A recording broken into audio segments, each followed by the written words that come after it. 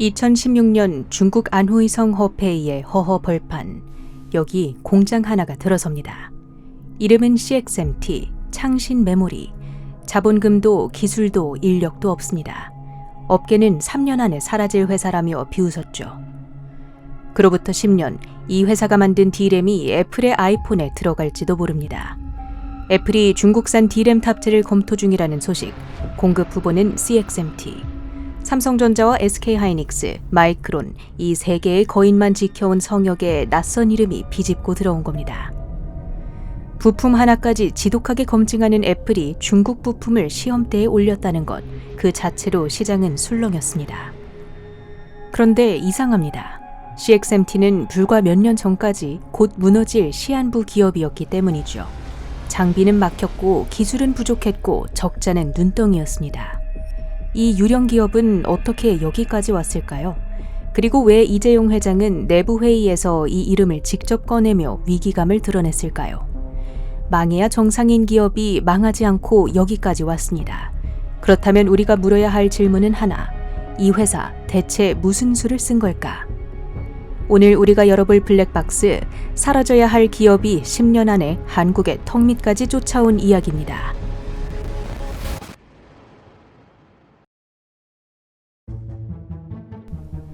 시계를 2016년으로 돌려봅니다. 당시 반도체 업계 사람들에게 CXMT는 농담거리에 가까웠죠. 공장은 있는데 기술이 없고 인력은 있는데 경험이 없다. 3년짜리 회사라는 조롱은 그래서 나온 말이었습니다. 그런데 이러한 조롱을 비웃기라도 하듯 진짜 위기는 바깥에서 먼저 찾아옵니다. 미국의 반도체 봉쇄는 트럼프 1기부터 바이든 정부를 거치며 촘촘해졌습니다. 첨단 장비도 설계 소프트웨어도 막혔죠. 특히 ASML의 EUV 장비는 끝내 중국 땅을 밟지 못했습니다. 이 봉쇄 안에서 CXMT는 막다른 길에 다다른 듯 보였습니다. 메모리 시장은 돈으로만 버틸 수 없는 곳이죠. 천문학적 투자를 이어가야 하지만 불황이 오면 가격이 반토막 납니다. 수십 개의 기업들이 싸우다가 결국 삼성전자, SK하이닉스, 마이크론 세 곳만 남은 이유입니다. 하지만 CXMT 뒤에는 평범한 주주가 아닌 국가가 있었습니다. 중앙정부와 지방정부가 조성한 천문학적 반도체 펀드, 자국산 제품을 우선 사도록 만든 내수시장, 그리고 적자가 아무리 쌓여도 끊기지 않는 자금 지원. 웬만한 민간 기업이라면 진작 문을 닫았어야 할 상황에서도 CXMT는 버틸 수 있었습니다. 하지만 그 많은 돈으로도 살 수 없는 게 있었으니 바로 기술력이었습니다. 그래서 중국은 기술을 사람으로 메웠습니다. 개발할 수 없다면 개발할 줄 아는 사람을 데려오면 된다는 계산. 사법당국은 삼성전자의 전직 핵심 인력이 1조 6천억 원짜리 18나노급 D램 기술을 빼돌려 CXMT 개발에 썼다고 보고 있습니다. 삼성이 수십 년에 걸쳐 쌓아올린 기술이 단 몇 사람의 손을 거쳐 경쟁사로 흘러들어간 겁니다. 이렇게 유령 기업은 10년 만에 세계 D램 4위권까지 올라왔습니다. 그리고 지금 그 제품을 애플이 테스트합니다.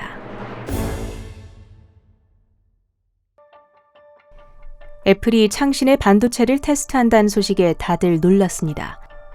중국은 과연 벌써 한국을 따라잡은 걸까요? 냉정히 말하자면 아직입니다. 월스트리트저널을 비롯한 외신들은 애플의 속내를 가격 밀당 카드로 봅니다. 기존 공급자들에게 가격을 낮추지 않으면 중국 카드를 쓰겠다고 압박할 지렛대, 그 이상도 이하도 아니라는 것. 애플다운 계산법이죠. 기술 격차도 여전합니다. EUV가 막힌 중국은 구형 DUV로 여러 번 덧칠하듯 회로를 그립니다. 붓질 한 번이면 끝날 그림을 몇 번씩 덧그리니 시간도 비용도 배로 들고 불량률은 올라갑니다. 여기에 HBM이라는 벽도 있습니다. 일반 D램이 2차선 도로라면 HBM은 수십 차선의 고속도로. AI 반도체는 아무리 똑똑해도 데이터가 제때 오가지 못한다면 무용지물이 됩니다. 칩을 아파트처럼 쌓으면서 불량도, 발열도, 전력도 잡아야 하고 마지막엔 엔비디아의 깐깐한 검증까지 통과해야 합니다. 삼성과 SK가 수십 년 쌓은 노하우를 돈만 붓는다고 하루아침에 따라잡긴 어렵습니다. 그런데 최근 상황이 심상치 않습니다. CXMT가 이달 상하이 증시 상장 절차에 들어갑니다. 목표 조달액은 6조 원대. 놀라운 건 속도입니다. 심사부터 승인까지 단 5개월. 웬만한 기업은 서류 준비만 몇 년씩 걸리는데 중국 정부가 상장의 문턱 자체를 낮춰준 겁니다. 계획대로라면 올해 중국 본토 최대 규모, 커창반 역사상 두 번째로 큰 기업 공개가 됩니다. 실탄도 이미 확보했습니다. CXMT는 최근 텐센트와 4조 5천억 원 규모의 장기 공급 계약을 맺었죠. 상장도 하기 전에 매출부터 미리 확보해둔 셈. 미래에셋증권은 CXMT의 내년도 매출이 약 479억 달러, 영업이익은 304억 달러까지 급증할 것으로 내다봅니다. 원화로 환산하면 매출만 60조 원이 넘는 숫자. HBM 생산에 집중한 글로벌 업체들 탓에 범용 D램이 부족해지면서 공급자가 갑이 되는 시장이 열리고 있다는 분석입니다. 국가 반도체 펀드 대기금의 전략도 바뀌고 있습니다. 초기엔 기업에 직접 돈을 꽂아 넣었다면 이제는 장비와 소재 기업 육성으로 무게중심을 옮긴 것. CXMT 하나를 키우던 시대에서 반도체 밸류체인 전체를 키우는 시대로 넘어간 거죠. 실제로 중국의 장비 업체인 나우라, AMEC, 그리고 메모리 밸류체인 기업들까지 함께 실적 개선 기대감을 받고 있습니다. 이것이 바로 CXMT의 진짜 무기입니다. 기술력이 아니라 절대 안 죽는다는 생명력, 손실 걱정 없이 밀어붙이는 국가의 뒷심, 그리고 이제는 돈까지 벌기 시작한 현실, 쓰러져도 다시 일어나고 이제는 스스로 뛰기 시작한 좀비. 이것이 우리가 CXMT를 두려워해야 할 진짜 이유입니다.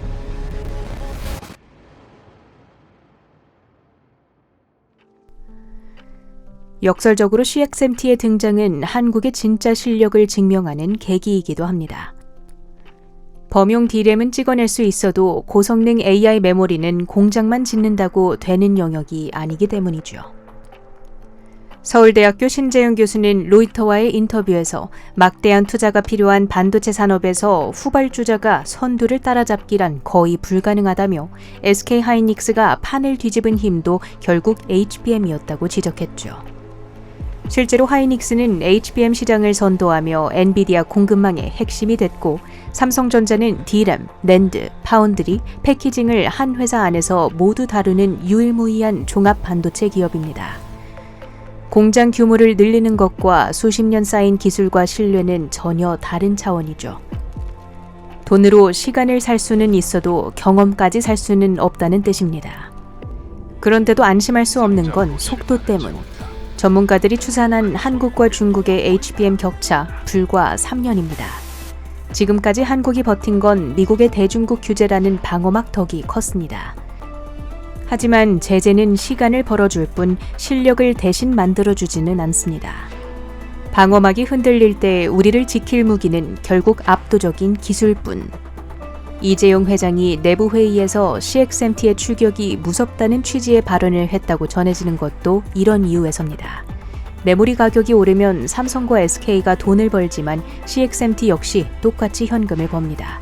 그리고 그 돈은 고스란히 다음 기술과 다음 공장으로 들어갑니다. 우리가 호황을 누리는 사이 중국도 같은 속도로 체급을 키우고 있는 겁니다.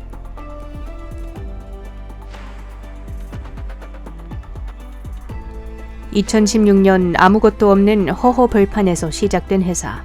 10년 만에 세계 4위권 D램 기업이 된 CXMT는 지금도 한국의 뒤를 쫓고 있습니다. 봉쇄 속에서도 기술 열세 속에서도 끝내 우회로를 찾아내는 끈질긴 상대입니다. 게다가 이제는 상장으로 실탄까지 채우고 텐센트 같은 큰손 고객까지 확보하며 몸집을 불리는 중입니다. 전문가들이 경고한 HBM 격차 단 3년. 이 3년은 중국이 한국을 따라잡는 카운트다운일까요? 아니면 대한민국 반도체가 다시 한번 초격차를 벌릴 수 있는 우리에게 남은 마지막 골든타임일까요?